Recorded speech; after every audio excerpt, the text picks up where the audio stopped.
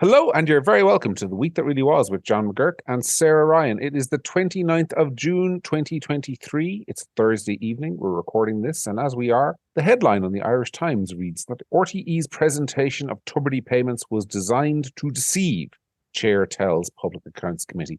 That, folks, has been the story that has dominated the week. We learned this evening, Sarah, that apparently not only was Ryan Tubridy being paid out of this barter account, but also people were getting Champions League tickets, rugby tickets, spending of about 1.5 million in total, which isn't accounted for and was not accounted for anywhere in RTE's accounts. RTE's credibility is totally shot, isn't it? Yeah, big time. I should have said hello. I should have said hello. By the way. Hi, hello. How are you? But let's get into it. RTE's credibility. Let's just get into it. Exactly. I mean, I think RTE is in big trouble. I think that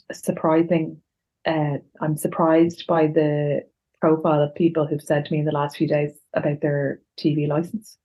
I think RTE has had problems for a long time. You know, that's goes without saying. I don't actually think personally that some of those salaries are at face value particularly offensive. That's just personally speaking.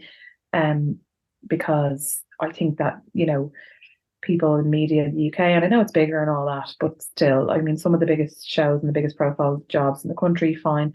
But I think that the lying, the deliberate lying, the way they've gone about it, and there's, and I really don't use this word lightly, but the sheer contempt that's been shown towards the public is galling. And I think that it is really going to take years and years and years for any trust to be built back with the public after this. I think they've lost all credibility, and it's even gone beyond that. I think people are justifiably really angry that this has gone on, and like tickets and funds and everything. Like, listen, I grew up in a Fianna Fáil family, and my dad was a TD and all of that, and I canvassed since I was probably knee high, whatever, and I know how long it takes for a perception of any kind of corruption or whatever to go away. And I think this is the equivalent. It's the brown envelopes, go away racist tent, all this shtick. This will go on for years, and I really expect. And I don't know actually, is this even? How does this work, or would this be available? How many people next year will pay their TV license relative to this year? Well, I don't pay it. I have never paid it ever since I've been an independent adult. Not out of any particular sense of hatred for RTE or anything like that. I just don't watch it.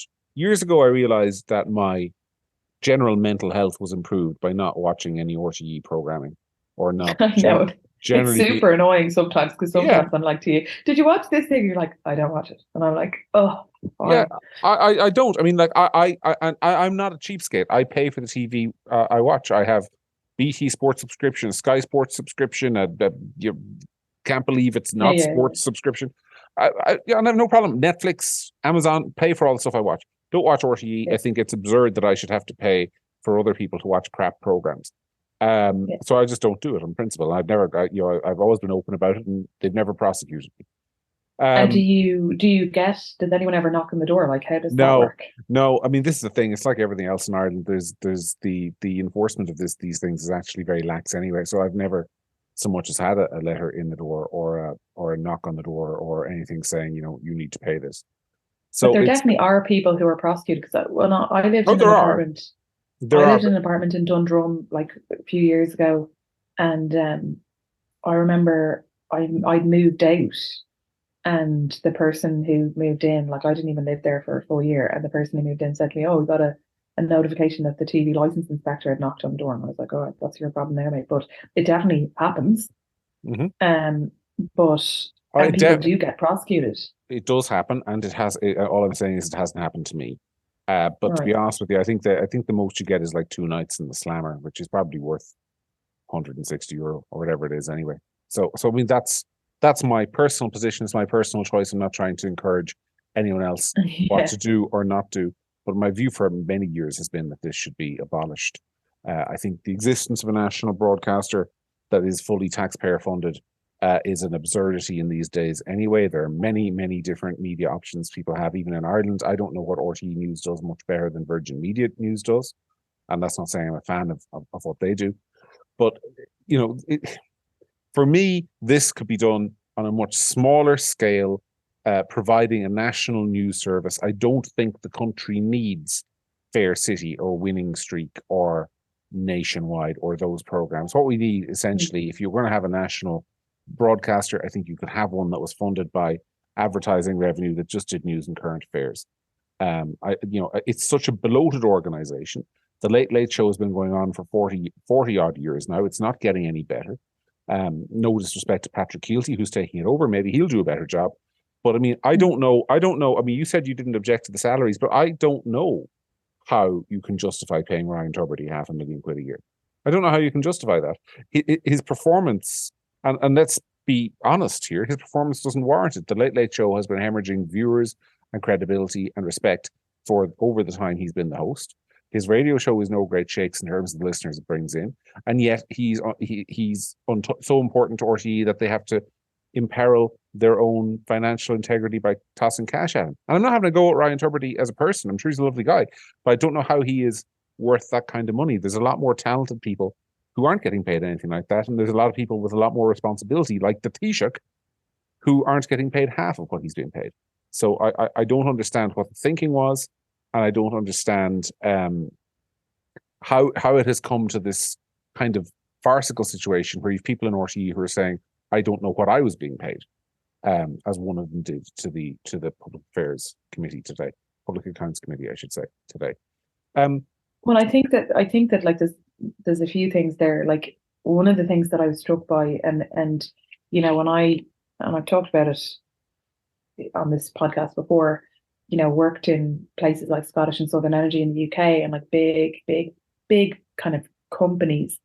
And one of the things, the areas that I used to work in, was about kind of like change within the organization, whether that was IT, tech, or very often cultural change, whatever that might be. And I was thinking a lot about that today. And like, you know, companies have cultures, whether they realize them or not, that develop over years and years and years. And like, you know, one of the cultures that existed within Scottish and Southern, within their engineers and the guys who used to go out, was that they were really proud of the fact that that they were the guys who kept the lights on, and they went out in the rain and they did this and they did that. And there was a real cultural, there was an integrity in the work, that they did this work and they were proud of it, and as they ought to be. And I think that over time, it's very difficult for me, like when I play that out in my mind, not to think that the culture of an organization like RTE declines, in the sense that if you have no concern about the bottom line finances, that you always know money is coming, that you don't have to worry about the money, that it's just comes from the magic mountain of money tree that flows down from above, and you never ever have to think, oh well, that show was shit and it didn't bring in any revenue, so we'll get rid of that, and that show's for hemorrhaging viewers and we'll get rid of that, or whatever. Like, I was on a show in TV3 for 7 years. It was midday, a women's talk show. When I was on it, it evolved into the Elaine show. It's gone now, but I was on that show for 7 years. Like, you know, we knew about ad revenue. We knew about who was watching when, what worked well, what didn't work well. There was like an awareness of what people wanted or didn't want to listen to, or what did or didn't work. And and that's because it was TV3 at the time. It's Virgin now, whatever. But it's commercial. That ultimately what it boils down to is the commercial element to what you're doing. And if you lack the commercial element, which I think for a large part RTE does, that the culture becomes, it's almost impossible for there not to evolve into a devil-may-care attitude about money, because it's not real. It's not important. It's not about, it doesn't matter. And so you have a fund where you're buying Premier League tickets or whatever, or you're robbing from Peter to pay Paul, to pay this person, and you know, saying that they're taking cuts when they're not, and moving all this money around. But it's like monopoly money. It's not real, because it's coming, like I say, from the magical money tree. And I think that that's what we're seeing right now. Like the idea, John, like I could tell you what salary I was on for every year of my 20s. If I sat down with a pen and paper now, and every year of my 30s, I could tell you what my salary was every year for the last, well, I'm nearly 40. For the last 20 years, I could tell you what I was earning roughly to the closest 100,000 or 1,000. I was going to say, I nearly said 100,000. I was never on hundreds of thousands, but to the closest 500 quid, I'd say I could boil down what I earned when I was 20, 21, 22, 23, up until today. And the idea that somebody at a senior level in RTE doesn't know how much they're on is not just absurd, but it is offensive to the country's sensibilities. Mm-hmm. Like, honestly, do they think that we're idiots? And if he's and I don't want to accuse anybody of lying. So assuming he is telling the truth, that tells you everything you need to know about the culture of money. Like, because when I've earned, you know, and I've had different salaries in my life, but like when I have earned good salaries, like say the highest salaries that I've earned, I walk around that job, and sometimes, like I was actually talking to my sister about this a while ago because she was interviewing for different jobs, and I was saying to her, sometimes the big salary feels great when you just get a new job, but then it feels like a kind of a thing above your head the whole time, that like you have to add value, add value, add value. Like, I'm on this, am I adding this amount of value every year? Am I adding this? Am I adding that? Like you feel like there's a kind of a what's the word? Like a, you know, because you're kind of a target. There's a target on your back. And there's a target of 100 grand or whatever it is, 150 grand on your back, and everybody is going, well, is she good? But is she 150 grand good, or whatever the guy in RTE 250 or whatever? And that you come from, if you come from a commercial mindset, you know how much you are, because you're trying to like obviously not just match your value in terms of your salary, but more.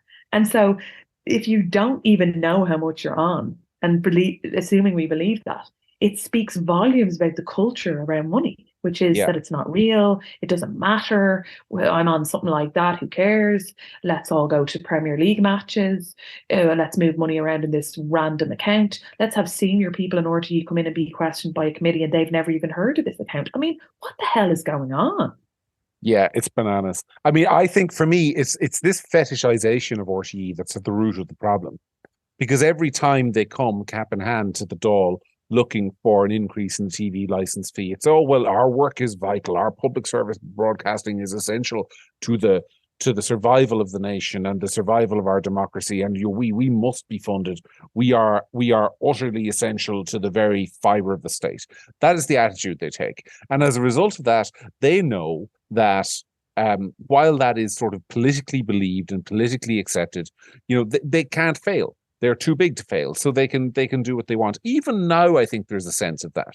Even now, today, in the midst of this crisis, there's a sense that it's very embarrassing and we messed it up and we betrayed the public's trust.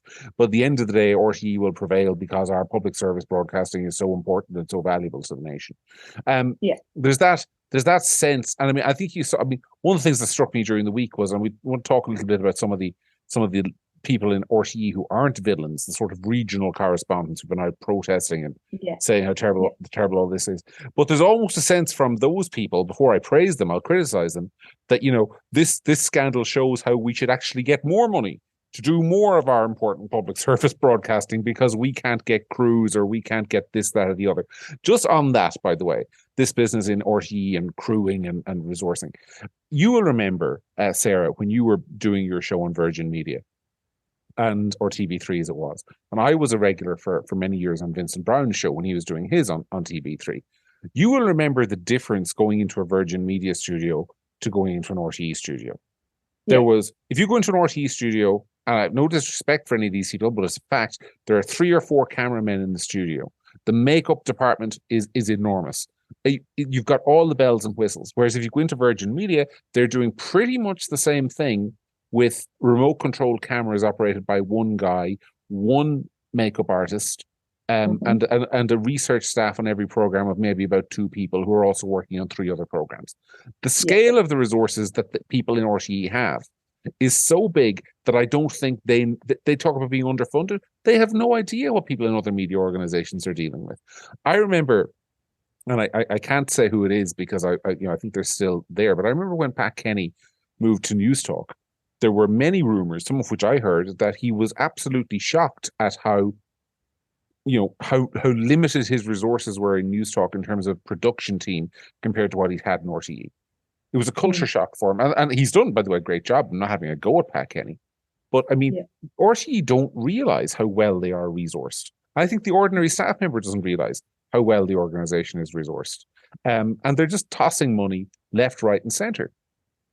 with no regard to it because they know the state and the taxpayer will all bail them out. And I think it's time the taxpayer said no more.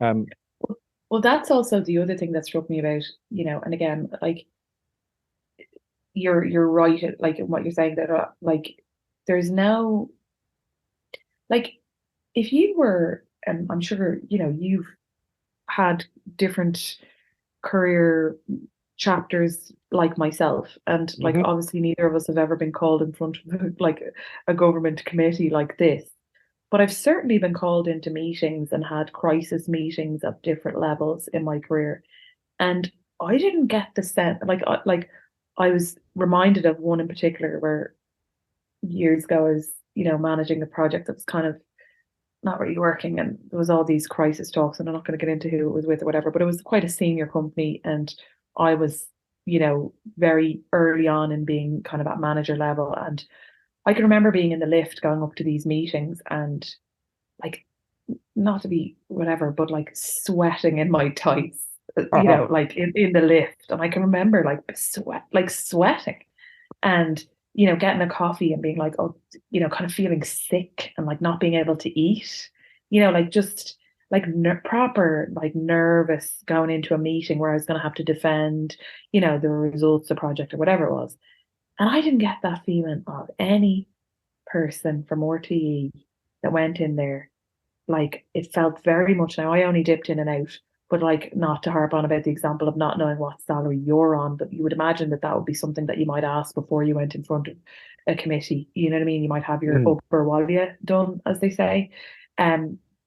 The idea that you would go in not knowing your salary when the committee is investigating at a high level salaries, as part of this whole thing, is absurd. But it just didn't feel like anybody who went in there that I saw as I dipped in and out was nervous, like on any level, considering this to be any kind of existential, thing for them personally or for the organization. And it felt like they were all like, fine, not particular. Oh yeah, this is terrible. I didn't even know about that. That's shocking, isn't it? Yeah.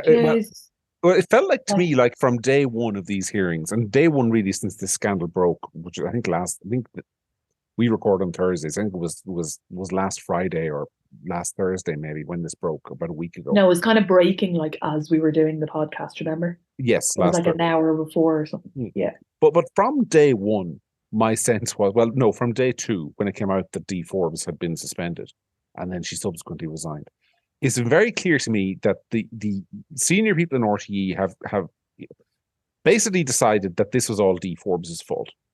We had the absurd statement during the week that Dee Forbes and Dee Forbes alone was the only person who could have known about this arrangement with Ryan Tubridy.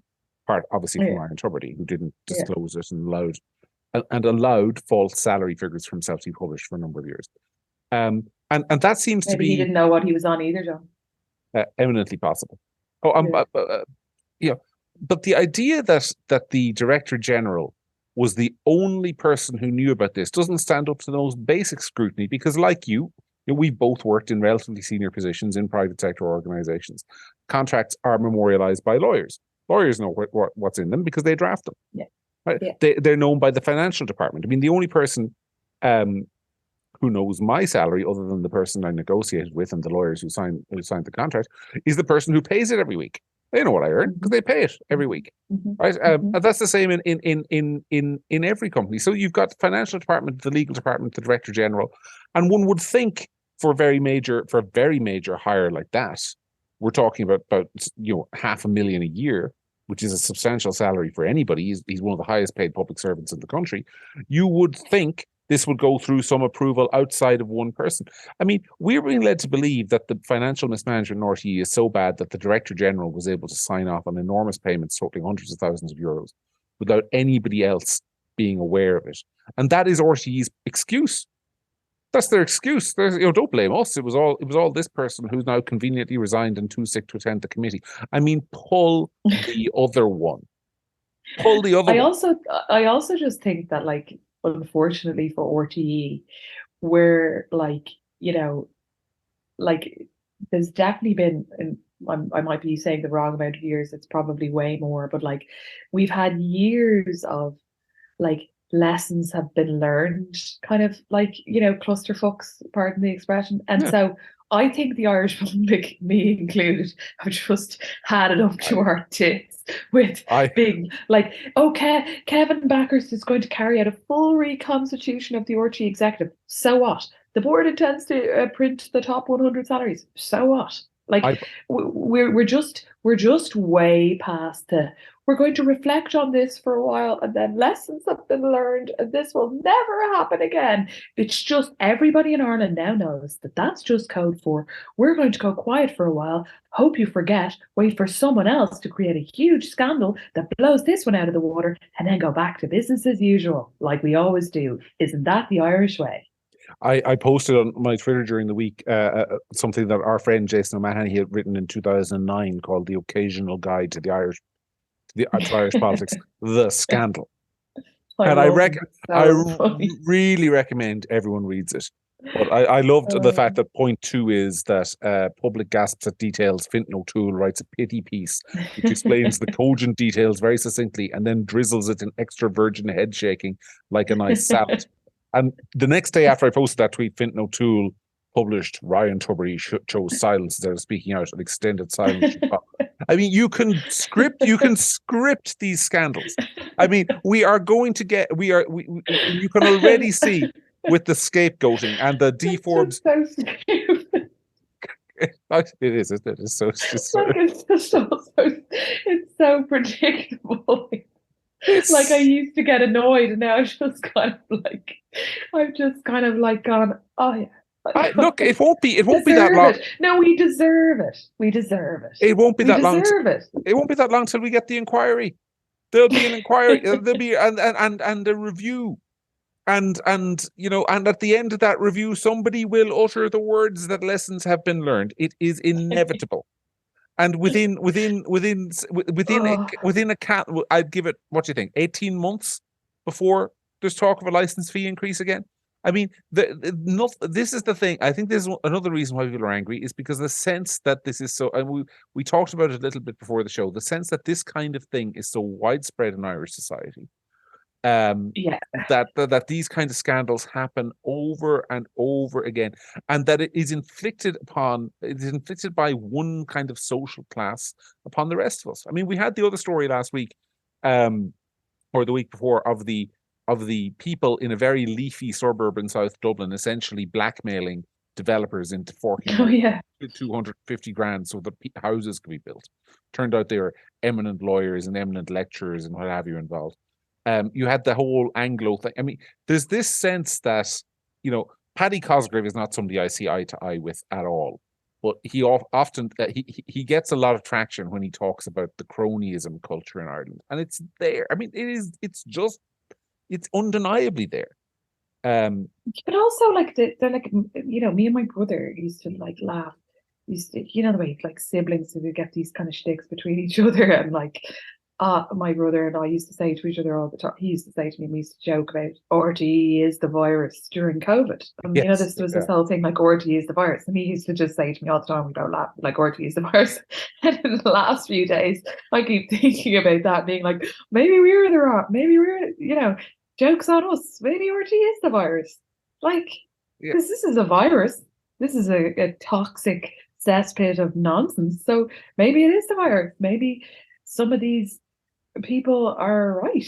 Well, we haven't. I mean, the thing that made me angriest of all during the week, and most of this, I'm like you. Most of this didn't make me angry, but the thing that made me angriest of all during the week, this is sort of like how Irish society works at the higher levels, at the sort of influencer level, politics, journalism, was Claire Byrne coming on the radio to openly and honestly tell the public that she was paid 280,000 euros a year and she wanted to be open and transparent with us.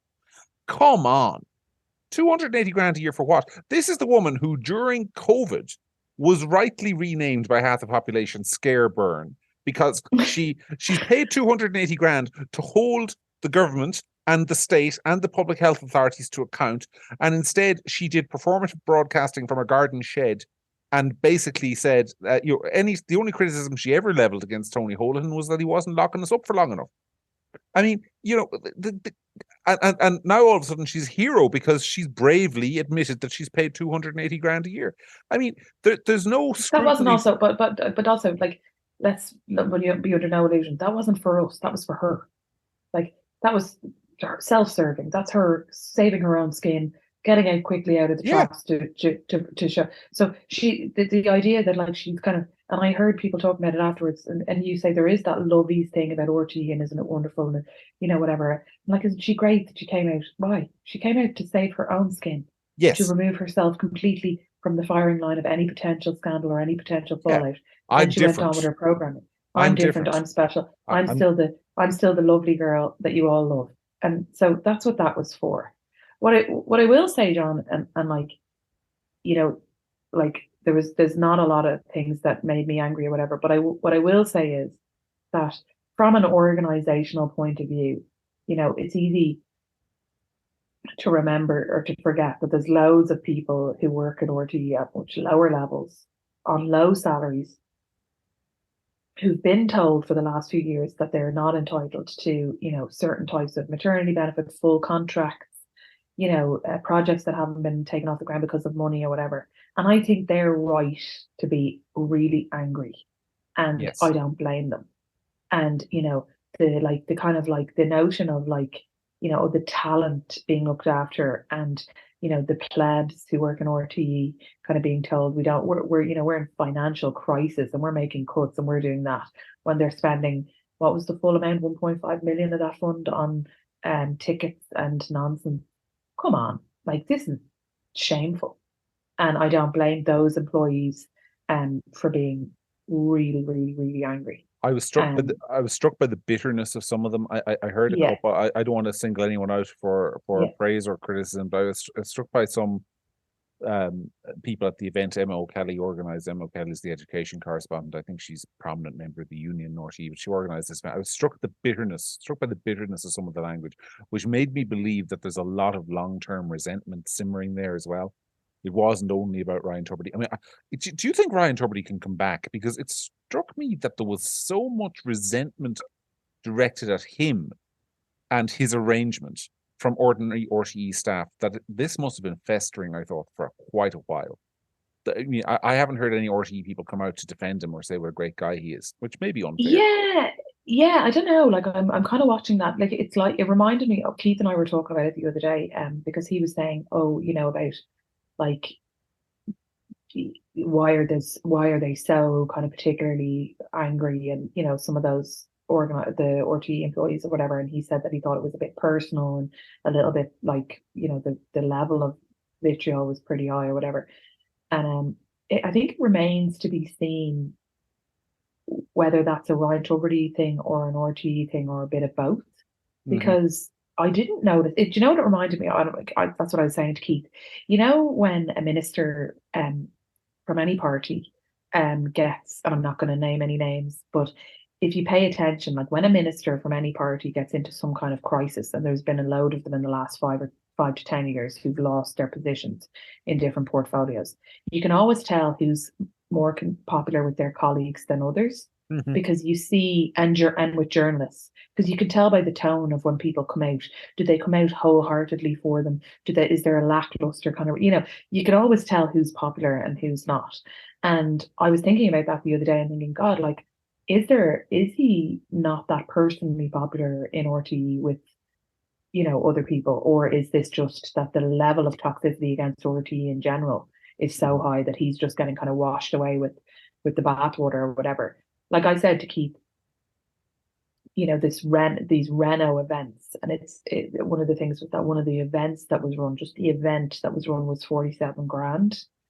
Mm-hmm. And I said to Keith, like, I guarantee you that if you go through the last 5 years in RTE, that there was somebody, some contractor, some person or two, whose salary for the year was 47 grand, who were let go because of cuts.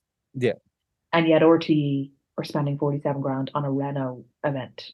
So that, if you think about it, like, if you lost your job, or had a project cancelled that you were really passionate about, or whatever it was, that was 47 grand or in and around, and now you find out that events were being paid for that amount for this nonsense Yeah. with Ryan Tubridy, And the you other are full of rage. It's more than that, because the original deal with Tubridy, of course, diverted money that was supposed to go to RTE directly from Renault into his personal bank account. That's what happened. And then Renault stopped paying, so RTE had to cover it out of their slush fund or barter account. Anyway, look, we've talked about it a lot. There's a lot more to say. We could do the whole show on it, but by the end of it, the steam might be coming out of both of our ears. So we'll move on and talk about crime. I think, yeah, because that's another one. Because this week we had a Ukrainian actor who got into a disagreement about cigarettes. I think I presume, reading between the lines, somebody asked him for a cigarette or his lighter, or he asked the wrong person for a light or a cigarette. Anyway, he ended up, because this is the Dublin city that we have now, he ended up in hospital in Dublin with bottle wounds and bite marks all over him. A terrible incident. You said something interesting about this on Twitter during the week. I won't quote it back to you. You can repeat it, because I thought it was interesting.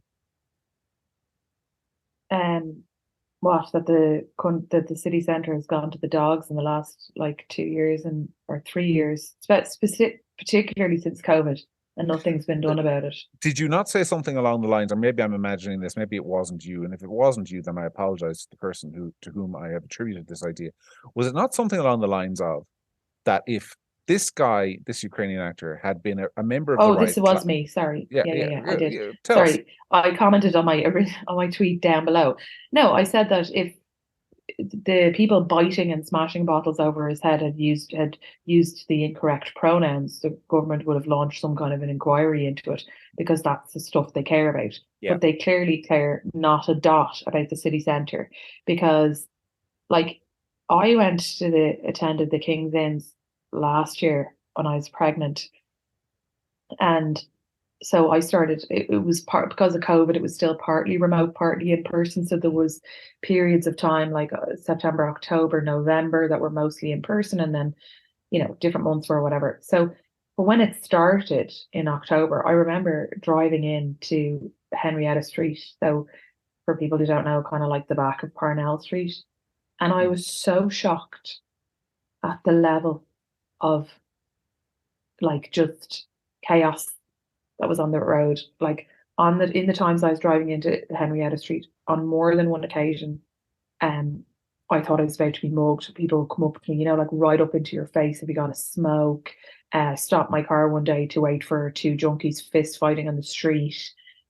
Just really bad vibes, really unsafe vibes, to the point where in the winter, I was driving because I was really heavily pregnant by the end, and Keith ended up paying, the way some places you can kind of rent a car parking space.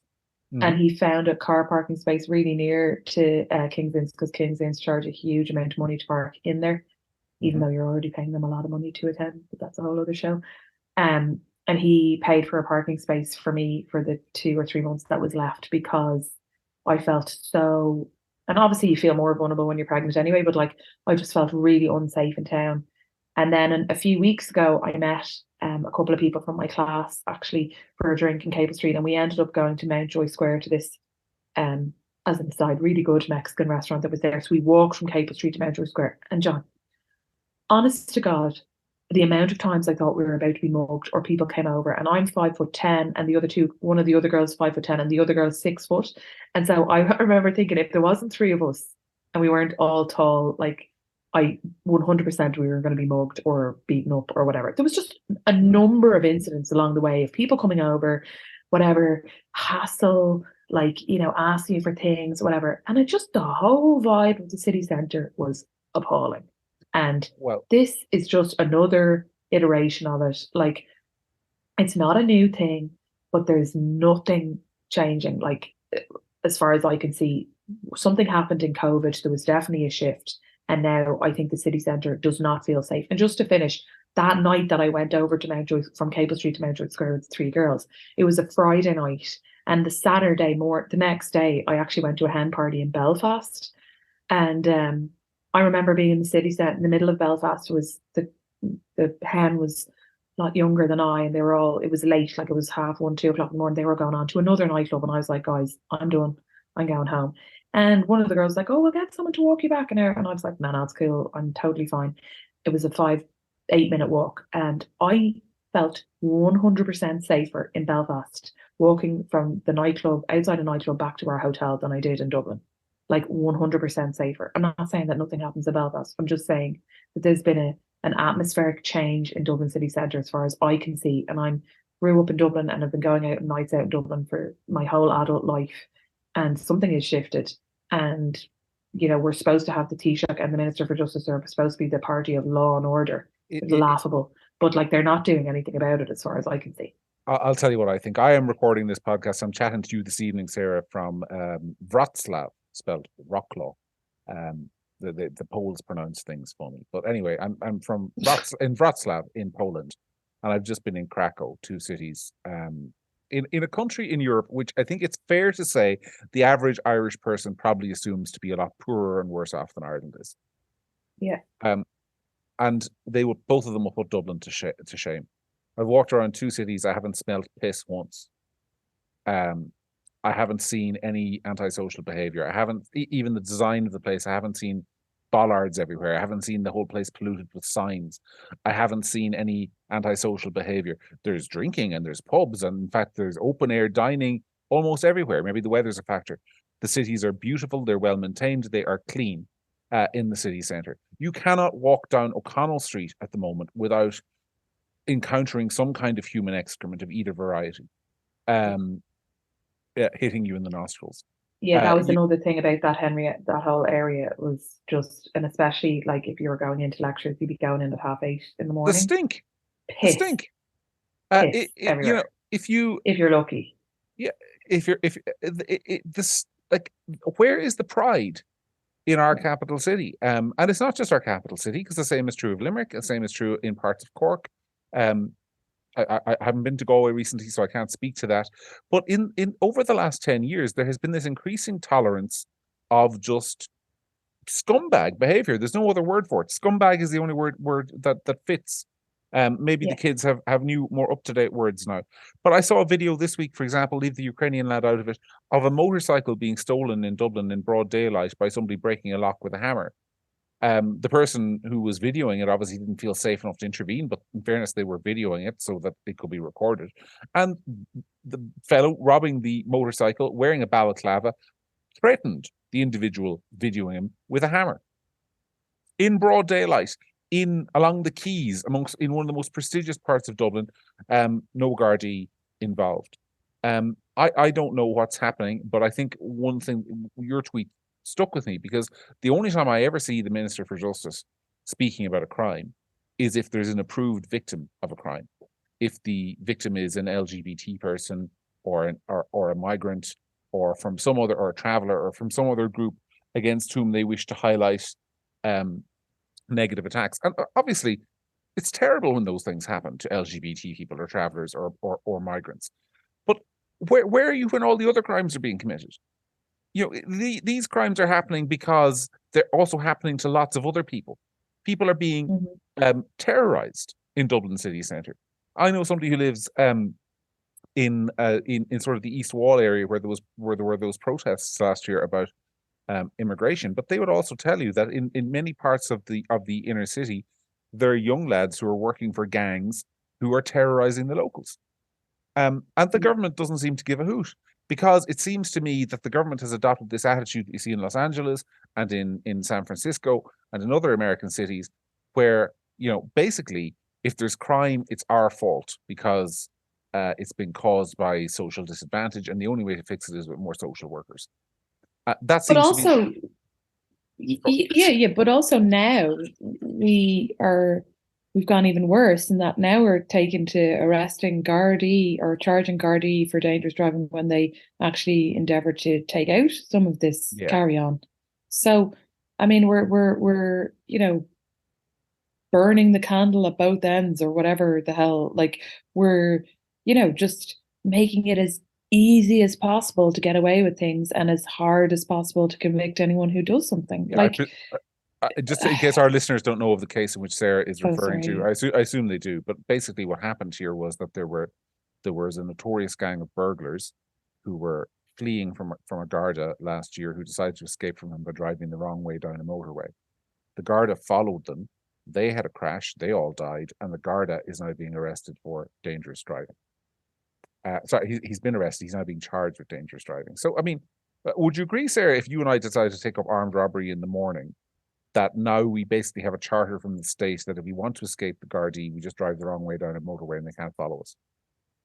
Yeah. That's effectively. But it's also just like, I actually, when I tweeted about it during the week, I put up a video.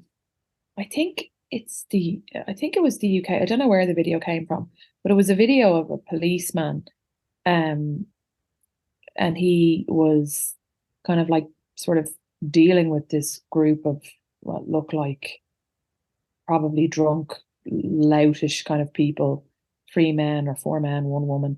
And one of the men comes towards him or whatever. And he literally just, like, in about 4 seconds, you can go onto my Twitter and watch it, sweeps the legs from underneath one of the guys, gets him down on the ground. And then as the woman comes behind him and starts trying to start, he tasers her. And it's just like, I know it's like perverse, but like, it's kind of oddly satisfying to watch, because it's just like, you know, that expression, like, F around and find out. And we, like, there doesn't seem to be any fear whatsoever that anybody, like, who, on what is the, you know, a Garda who did that in Ireland would probably end up being prosecuted.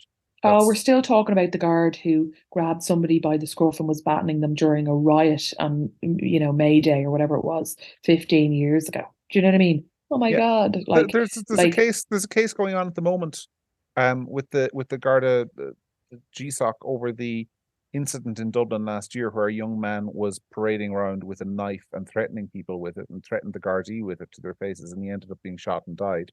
The Gardaí are being investigated for that. That's ongoing. So I mean, you know, I don't know what the Minister for Justice is doing. I know what she is doing, which is no, she's doing a hate speech. It's very important, John. It's very important. Hate speech bill that doesn't have any definition for hate. That's important, because you know what? Next week, if that Ukrainian guy gets his head bashed in and whatever, if he could get those people charged if they use scary language towards him. If one of them had told him, he certainly would.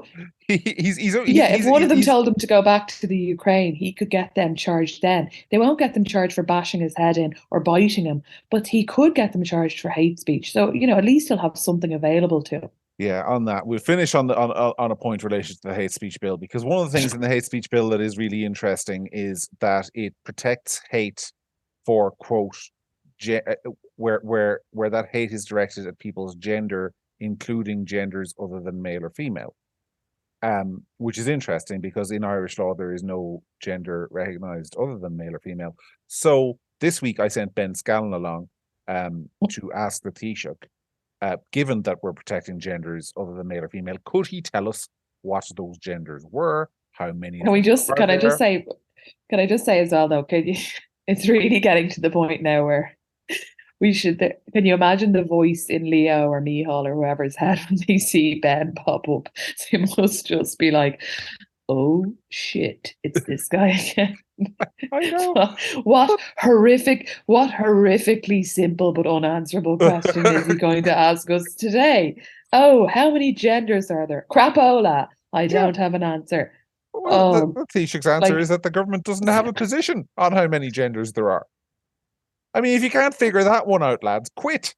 You know, it's beyond. I mean, but the legislation doesn't define what hate is and doesn't define what gender is, but it's a crime to hate somebody because of their gender. I mean, what? But also, you don't get to say you don't have a position on that when you've had a position on every other issue related to that, in and around and upside down that issue for the last 2 years. Yeah. You don't get to just bow out now and say, oh, we don't have an opinion on that. You're the reason why we're even having the conversation about it, Paul. You had an issue. You had an opinion on it on trans people in women's prisons. You have a position on loads of things with this. So you can't just say you don't have a position now. Regina Doherty said there were 9 genders. I really want Ben. I was going to say, was it her? Yeah. Yeah, I really want Ben to ask her to list them. Maybe they should have a debate, her and Leo. Yes, about how many genders there are. But this is what they're focused on. I mean, the only reason I'm mentioning this, because we talked a bit about the hate speech bill last week, I don't want to overdo it. Yeah. But like Yeah. the compare and contrast between what happened to that Ukrainian fella and what the government is focused on, which is inventing genders that it's a crime to insult. Inventing more ways to make it illegal for someone's feelings to be hurt, basically. Look. But meanwhile, people getting their head bashed in is we condemn it. Like that's another thing. That's another thing that I really love these days. It's like, when you see, I think, is it a symptom of like there being multiple parties in power? Because I don't think you used to get this when there was less government parties. But is this a symptom of like when you have multiple parties in government that like you just have all these TDs coming out and condemning things when they're in government? Yeah. Like we must. I condemn this. We must speak about this. We must speak. Yeah, mate, you're in government. Do something about it. Yeah, that's what you're paid for. It comes back to the point, the very perceptive point you made on the show a couple of weeks ago, which is that there's nobody really in charge. We've got. When it's mommy and daddy are divorced, and they're both going to give you loads of presents to try and make you like them more, but ultimately you're going to end up fat, spoiled, and really unsatisfied with your life in general. Yeah, look, the state of the country is very poor, but it's funny. I mean, we've laughed a lot on this show talking about it. There'll probably be more laughter in weeks to come. That's because we've lost hope. No, that's because we're cynical. We're a bit cynical this week. Do you know what? That's what I did. I think that the RT thing, it hasn't bothered me that much. But there's like a voice inside my head of cynicism that's been kind of confirmed or something. There's definitely something terrible about it for my optimism. The thing is, many of the people in this country who are in positions of respect and authority don't deserve any respect. I think that's the thing that is going to. It's true. I mean, many people who are in positions, by the way, the opposite is also true. That there are people who do. And, I mentioned this before, I actually touched on it again today. The guys who, engineers who go out in the middle of the night and, whatever, fix electrical faults and storms and all. There's loads of people who deserve respect, especially nowadays, men, like who do like crappy, like not crappy, but like hard physical work that I wouldn't be able to do, that lots of people wouldn't dream of doing. And they don't get any respect. They're just like white men. They're white men and they should shut up because they're part of the patriarchy and it's not their turn and they've ruined the world. They should all just shut up while the rest of us get our turn. I'll actually, end the show on that note, because we had several power cuts in Tipperary over the last couple of weeks with the thunderstorms. And actually, it didn't, of course, get much coverage in the national media because it didn't happen in Dublin, so therefore it didn't happen, right? But half the southeast of the country, southwest of the country, I should say, was battered by thunderstorms, and lots of people lost power. And the people who go out from ESB networks in all kinds of weather and all kinds of conditions, climbing up poles to reattach power cables, are heroes. And they don't ever get any credit, and they do their work quietly. And it's, I would say about ESB networks, even though we get a lot of power cuts, and I often curse their name, but the commitment of their workers, those are people who don't get any credit at all, while the rest of us spend our time talking about whether or not Ryan Tubridy deserves £500,000 quid. Yeah. And somebody who's, currently studying like, the vagina monologues through interpretive dance in UCD is telling us all how the world should work. But like, by God, they're not missing out on their Netflix because somebody's doing the work to keep it on for them. So, but anyway. Yeah, there you go. Anyway, folks, that was that. We were a bit ranty this week, but I think in the circumstances, it is warranted.